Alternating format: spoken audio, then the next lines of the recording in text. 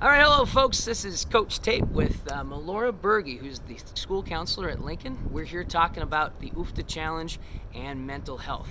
So, UFTA Challenge comes up this next Saturday, August 6th.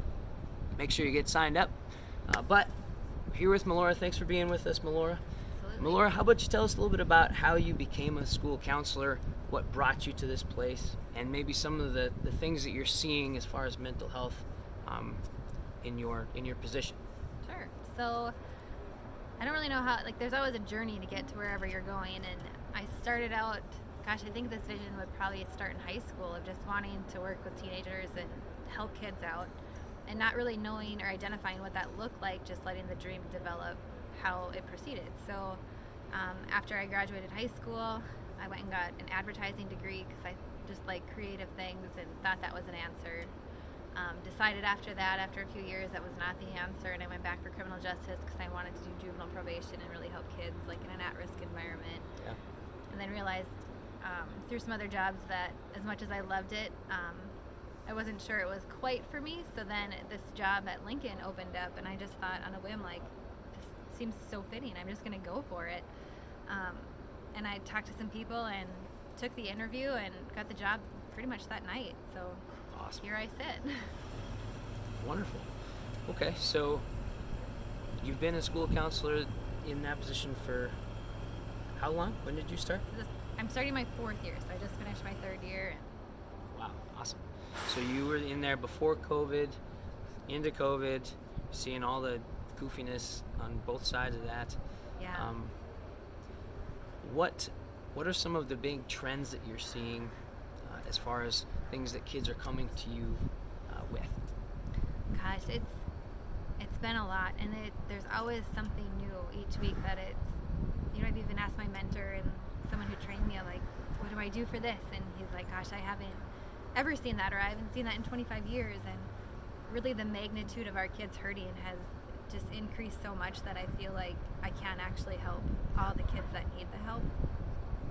But what we're seeing a lot of is just the inability to process what they're feeling, because everything we've had is so new and so different. Sure. That how do you process something you don't know?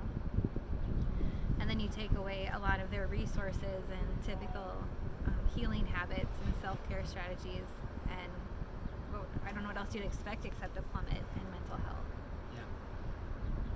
Yeah. So this year, at Lincoln, we did a self-harm because we noticed self-harm was on the increase, and we just tried to get information out there for parents and for families and for kids, just to find out strategies on how to help to find different coping strategies. What does it mean when someone self-harms, and how can we all help as a community? When you're talking about self-harm, you're talking like cutting, or what do you mean by self-harm? So self-harm is clinically classified as non-suicidal self-ideation. So a lot of times when kids self-harm, whether it be cutting or like rubbing their skin hard enough until they break skin, what I like to say as self-harm is just doing something to your physical body to relieve the mental pressures and pains that you're experiencing. Okay, sure. So a lot of times self-harm is not, they don't want to kill themselves, they just want to feel something different than what their brain is trying to tell them they're feeling. Gotcha. And so it's a release for them. Okay. Yeah, so I guess you're talking about how they're losing a lot of their coping mechanisms. They're having a lot of experiences and feelings that they can't process. So, yeah, you can see where it's being bottled up, and they've got to figure out a way to get it out somehow. Yeah. So a lot of self-harm,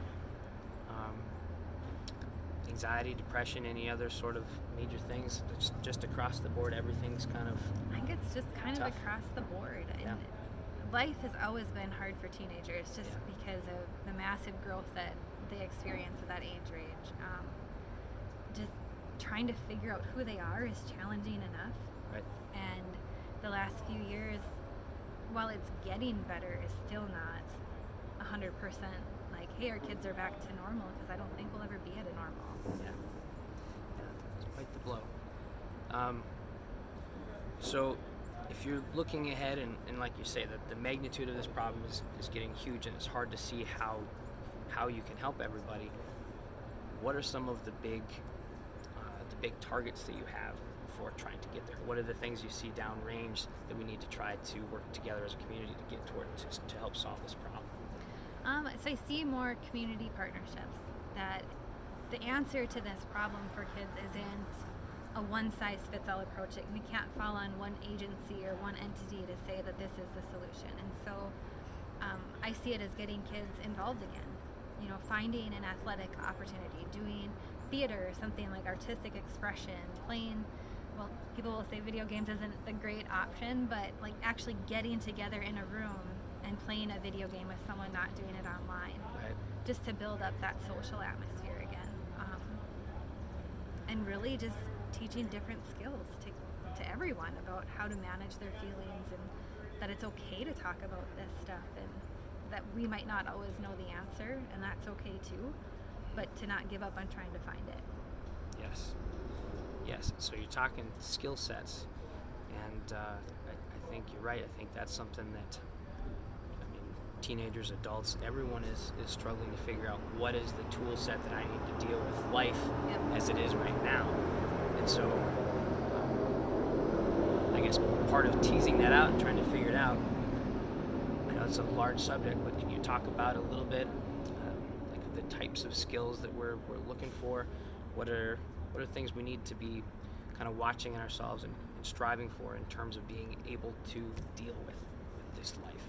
So a lot of times we'll talk about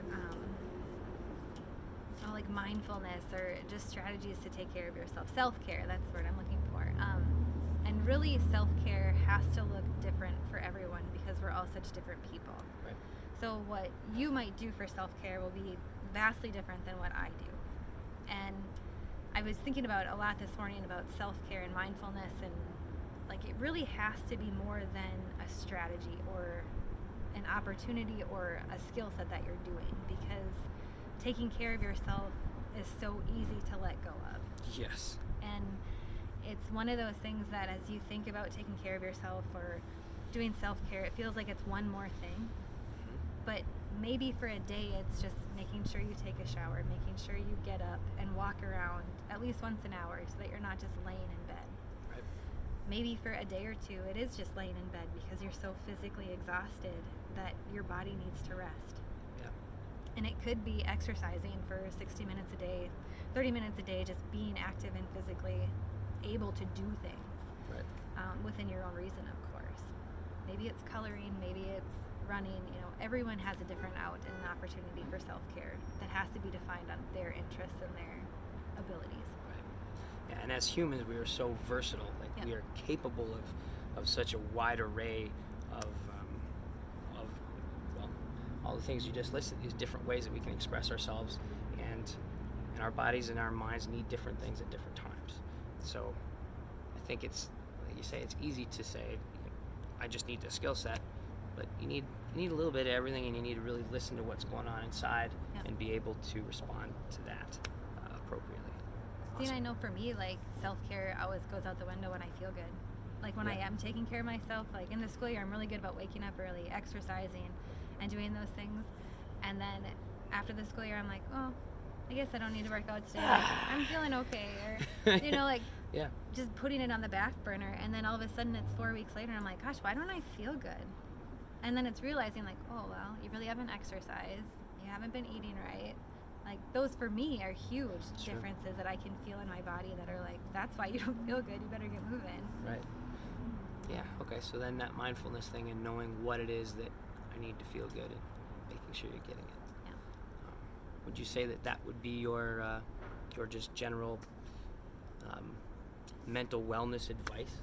What would you say if you had to say one thing that people could do, one actionable thing?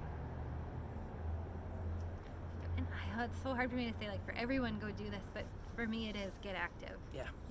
Don't just sit there. Don't let your mind tell you to be lazy. Don't let your mind tell you that no one cares, that no one wants to see you, or that they don't care about you. Like, someone always does. And I know it seems like work and we shouldn't have to fight for it, but you're worth fighting for. And sometimes if you're the only one fighting, you gotta fight. You gotta be a component in this. Absolutely. Awesome.